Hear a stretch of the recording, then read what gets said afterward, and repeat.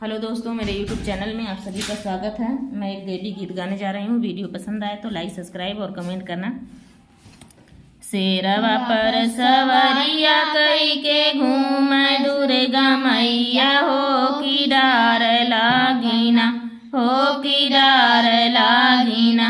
मैया गाम गाम फेरवा हो की डार लागिना, मैया गाम गाम फेरवा हो की डार लागिना।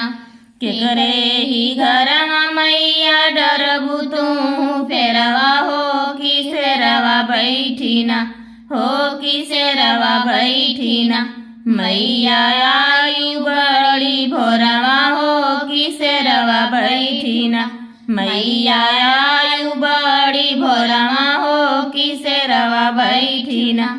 जब हम जब ओही मालिया के घरवा हो जवान मलियाना, गूछ सुंदर सुंदर गजरा हो जवान मलियाना, गूछ सुंदर सुंदर गजरवा हो जवान मलियाना। गजरा पहिर ओ के देवया आशीर्वादवा हो कि भारा रहना, हो कि भारा रहना। ओ करयाना धन से घरवा हो कि भारा रहना, ओ करयाना धन से घरवा हो कि भारा रहना। शेरवा पर सवारी कई के घूमै दुर्गा मैया हो कि डार लागिना, हो कि डार लागिना। मैया गाम गाम फेरिया हो कि डार लागिना।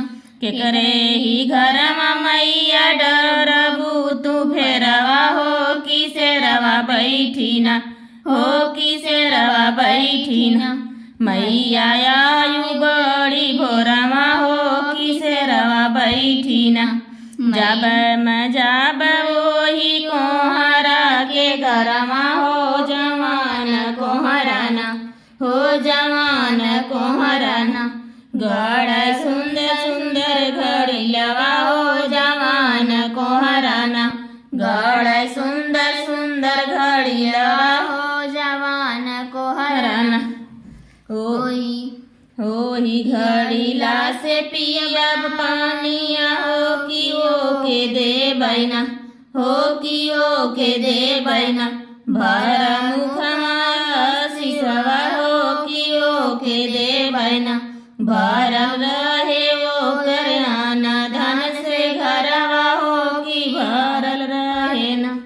शेर पे सवारी हो के घूम दुर्गा मैया हो कि डार लागैना, हो कि डार लागैना।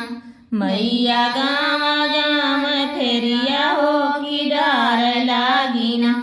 जब मैं जब ओही सेवका के घरवा हो जवान सेवकाना, हो जवान सेवकाना।